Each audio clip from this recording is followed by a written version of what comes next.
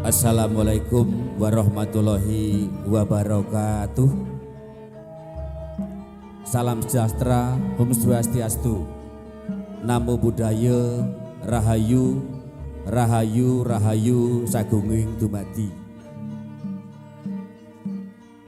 Sih wilasaning Gusti ingkang Maha Mirah, Maha Welas Maha Asih, ingkang sampun tumedhak dumateng jengandika sami dalasan kawula langkung-langkung wonten ngasanipun Sang Yaning para dumadi. Kabejan kamulyan kawilujengan sarta kasarasan mugi tansah kajiwa kasalira wonten ngarsa jengandika sedaya dalasan kawula waradin sagunging dumadi. Wonten ngarsanipun para bini sepuh aji sepuh ingkang hanggung amestuti pepoyaning kautaman ingkang sampun pono ing pamawas buntasing kaweruh lebda ing pitutur ingkang satuhu kawula pundi dalasan kawula bekteni. Wonten ngarsanipun para ulama, para kiai, para santri ingkang rinten dalu tansah sumanding kitab suci wahyuning ilahi minangka kiblating panembah ingkang pantes tinulada sinubur sinudarsana. Langkung-langkung wonten ngarsanipun Sang Yaning para tamu sinedahan kagung Sumawana Putri mugi tansah ginanjar ing suka basuki. Puji dalah syukur kunjuk wonten ngarsanipun Gusti ingkang akarya loka.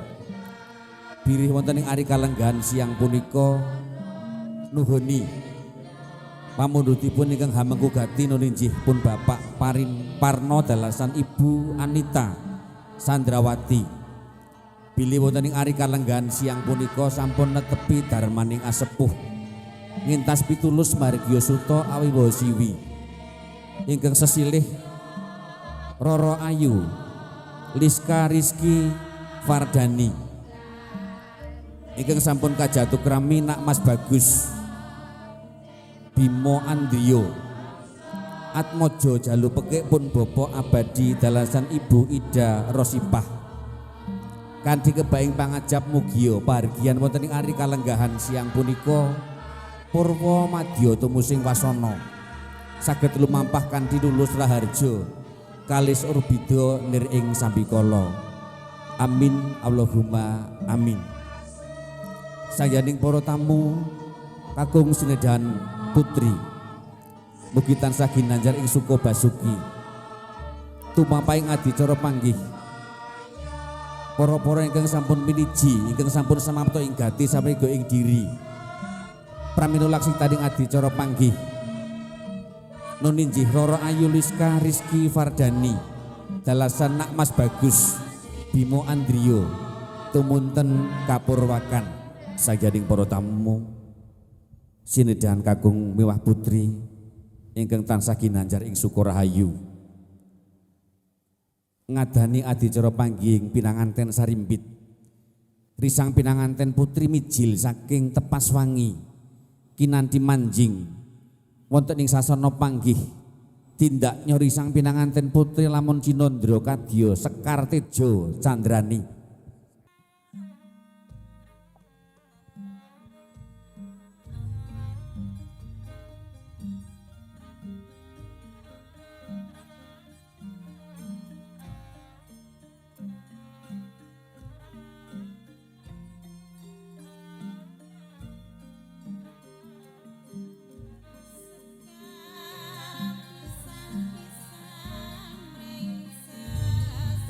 Wus dumugi wahyaning mangsa kala dumawaing kodrat saking pangawasaning Gusti kang murba ing dumadi. Nalika semana ana titahing Gusti kang asipat jalu lan pawestri ingkang sampun ngancik alaming madya netepi darmaning asepuh ngancik alaming madya mbangun bebrayan linambaran manunggaling cipta rasa karsa satemah ambabar karya.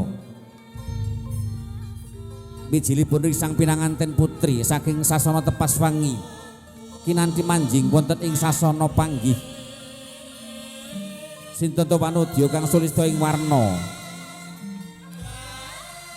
ngagem busana awarni kresna ngagem cunduk mentul cacah 7 ing pangajap mugia pikantuk pitulunganing Gusti ingkang akarya loka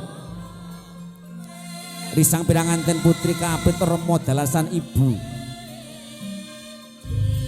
ngagem busana pating galebyar pating calorot katon sumunar agilar-gilar kadya kencana binabar kentar-kentar minor Prabowo saya cetasa caket angalela menika rawuh risang pinanganten kakung ingkang mijil saking tepas wangi kinanthi manjing wonten ing sasana panggih sinten to priya bagus minangka mustikaning pawahan sesilih nak Mas Bagus Bimo Andrio Atmojo jalu pekik pun bopo abadi dalasan Ibu Ida Rosipah risang pinanganten kakung kapratitisaken sang Subo Manggolo yo sang cundakaning lampah minangka pambukaing marga Adimas Bagus Sigit Candrian pinanganten kakung dalasan pinanganten putri angadani adicara balangan gantal gantal ingkang dumadi saking sejak ingkang linintingan awan lawe awani seta sinajan to lumah kurep beda rupane lamun gineget padha rasane kandhing pangajab pinanganten kakung dalasan pinanganten putri tansah manunggal tetunggalan daya dinayan tansah manunggaling cipta rasa karsa satemah ambabar karya sasampunipun angadani balangan gantal ingkang awujud gundang kasih dalasan gundang tutur laju pinanganten kakung dalasan pinanganten putri Patemu Asta laju angadani adicara wiji dadi ugi winastan injek antiga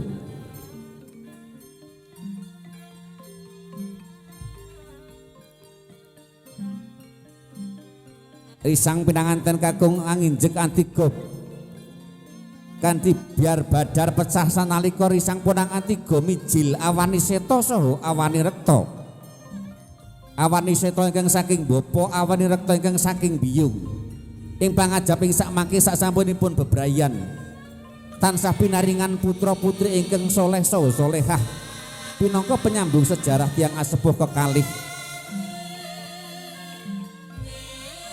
Kambang sampun paripurna angranupada risang pinanganten putri laju lenggah jajar wonten sisih kiringipun Pugeng Garwana ninjih nak Mas Bagus Bimo Andrio laju angadani adicara gendong sindur ugi winastan sindur binayang tindakipun pun Bapa Parno anggindong Atmaja pinanganten kekalih lamun Cinandra kadya risang Sri Nalendra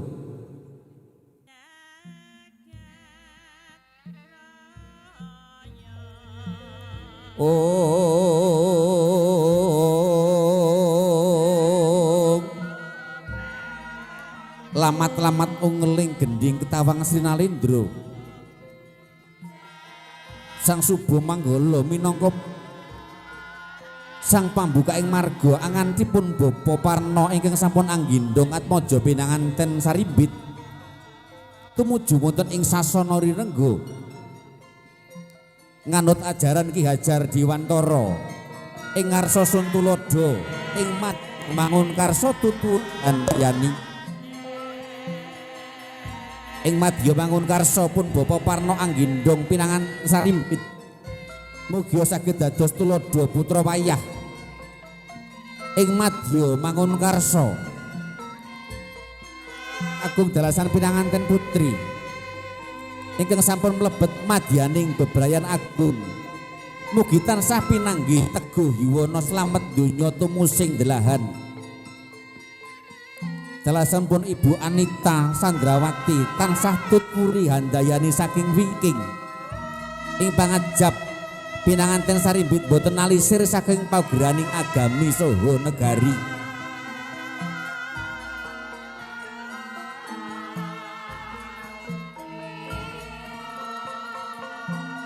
Sasampunipun prapta wonten ing sasana pinajang laju angadani adicara bobot timbang utawi winastan timbang pangkon.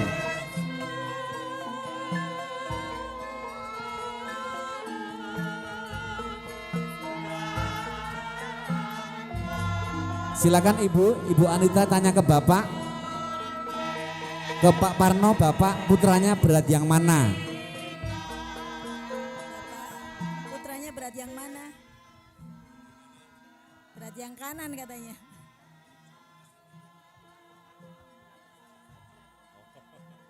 Ya beratnya sama saja. Pun Bapak Parno sembodo minisudo atmojo pinanganten kakung dalasan pinanganten putri. Silakan dipegang pundaknya putra-putrinya Bapak, doakan yang terbaik buat pengantin berdua mulai detik ini dan seterusnya, mudah-mudahan mendapatkan kebahagiaan, tentunya bahagia yang hakiki, bahagia dunia, bahagia di akhirat, menjadi keluarga sakinah mawaddah warahmah, segera diberikan keturunan sebagai penyambung sejarah orang tua, putra dan putri yang soleh dan solehah. Amin ya robbal alamin.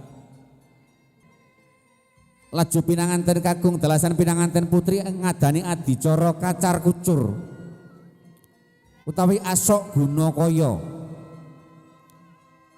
Risang pinanganten kakung anganti tilam lampus awani rekta ingkang isinipun Palawijo saha arta receh laju kasuntakaken wonten pangkonipun keng garwa ingkang tinadahan mawi tilam lampus awani seto asok guna kaya utawi kacar kucur pralampita utawi pralambang tanggel jawabing priya dumateng keluarga.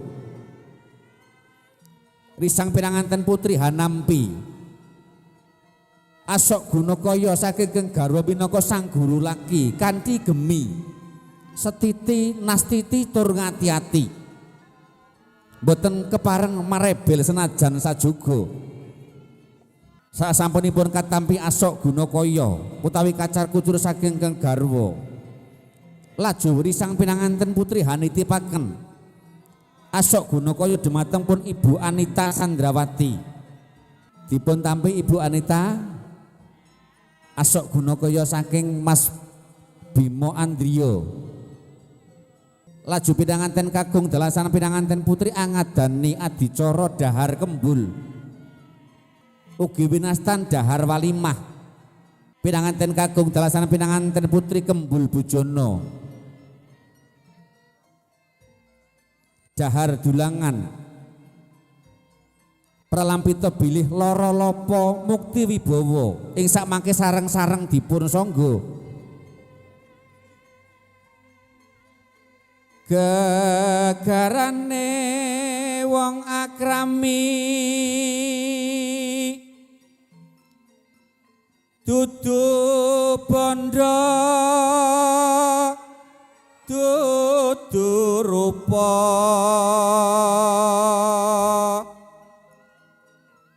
among ati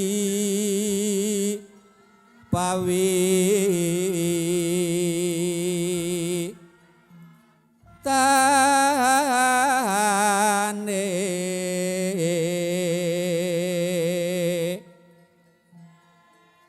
luput pisan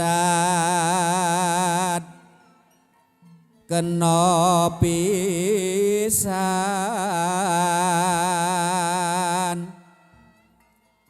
yen gampang luwe gampang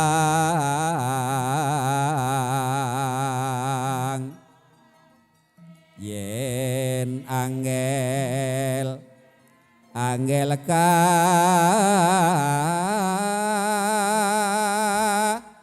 langkung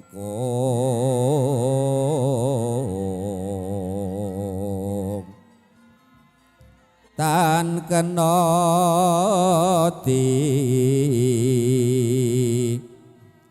numbas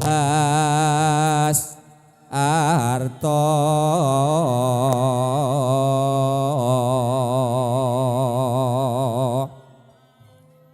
pinanganten kakung dalasana pinanganten putri ngunjuk tirta wening tirta ingkang sampun dinipun dongani dening para pini sepuh laju pinanganten kakung dalasana pinanganten putri angadani adicara pangabekten utawi sungkeman utawi keris kedah dipun losaken tindakipun risang pinanganten kakung dalasana pinanganten putri marak sibo dumateng Rama Ibu kadya rinujit ing kalbu pinanganten kakung dalasan pinanganten putri marak sibo dumateng Rama Ibu ambruk pindha kapuk datan konjem ing bantala wewadanane pinanganten kakung dalasan pinanganten putri marak sibo dumateng Rama Ibu ambruk pindha kapuk datan konjem ing bantala wewadanane tansah lenggana nyuwun donga pangestu Rama dalasan Ibu sungkeme manten sarimbit dumateng ibu lan bapa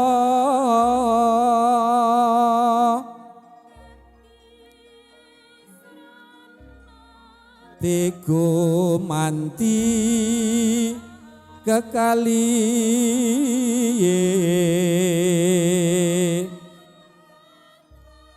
ngrerepa ngestunira genira palakrama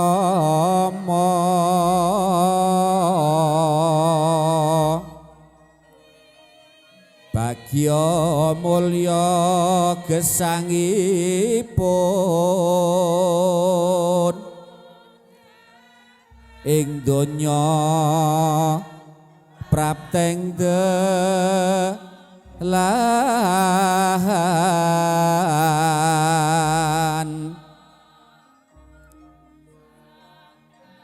laju pinanganten kakung dalasan pinanganten putri marak sibo ngabiyantara dumateng pun bobo abadi dalasan Ibu Rosipah bekti marang Yuang Agung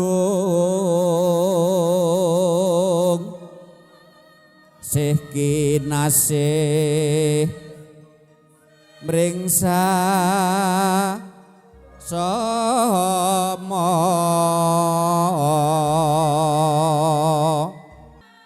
sangganing para tamu sampun paripurna pinanganten kakung dalasan pinanganten putri marak sibo ngabiyantara dumateng Rama dalasan Ibu ingkang sampun sembodo anggula wentah wiwit masih timur ngantos akhir diwasa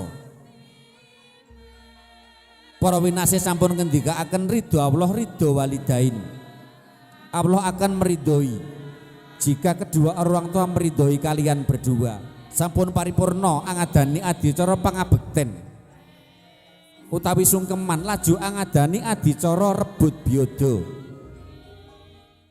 Silakan diangkat dulu Mas Bima dan Mbak Liska ya, nanti dihitung sampai 100 baru ditarik berdua ya.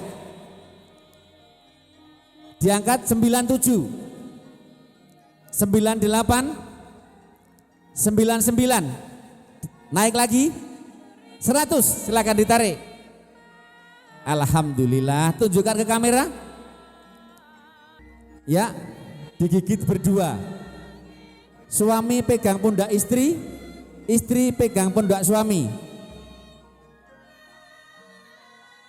Silakan digigit berdua. Kenapa kita ambil sayap? Dengan harapan mudah-mudahan kedua mempelai bisa terbang setinggi-tingginya, bisa terbang sekencang-kencangnya dalam menjemput rezeki. Rezeki yang diberikan Allah Subhanahu wa taala. Mudah-mudahan rezeki yang halal, yang barokah, yang banyak. Sanggading para tamu sinedan kakung Sumawana Putri. Purwa madya tumusing wasana adicara panggih. Puji syukur alhamdulillah saged lumampah kanthi lulus raharja. Kanthi pangajap muga pinanganten sarimbit. Tansah pinanggih kabejan kamulyan kawilujengan. Donya tumusing delahan. Dados keluarga ingkang bahagia. Bahagia dunia, bahagia akhirat. Dados keluarga ingkang sakinah mawaddah warahmah. Enggal pikantuk keturunan putra putri ingkang soleh solehah pinangka penyambung sejarah tiang asepuh kekalih. Ugi wonten ngasihipun bapa dalasan ibu tansah pinaringan kebagas warasan panjang yuswa ayem tentrem anggenipun sami mbangun balewisma ing satemah sedaya keluarga tuwin bapak ibu ingkang rawuh wonten ing ari kalanggaran siang punika ingkang sampun angestreni sajurung donga pangestu dumateng pinanganten sarimbit tansah pinanggih katentreman kabejan kamulyan donya tumusing delahan. Amin Allahumma amin. Sangyaning para tamu mekaten anggen kawula saged hangaturaken urut runcaning adicara panggih tartemtu kathah atur kula ingkang tumpang suh boten nuju prana kepara singlar saking paugeran tansah nglenggana kawula tadah wadana kersa bedah samudraning pangsami dumateng jasad kawula. Kanthi asesanti Jaya Wijayanti rayu ingkang sami piranggih tebasiti sekul bilunten roning klapa apuranto sedaya lepat kawula. Kanthi panutuping atur bila taufik hidayah wal ridho wal inayah. Assalamualaikum warahmatullahi wabarakatuh.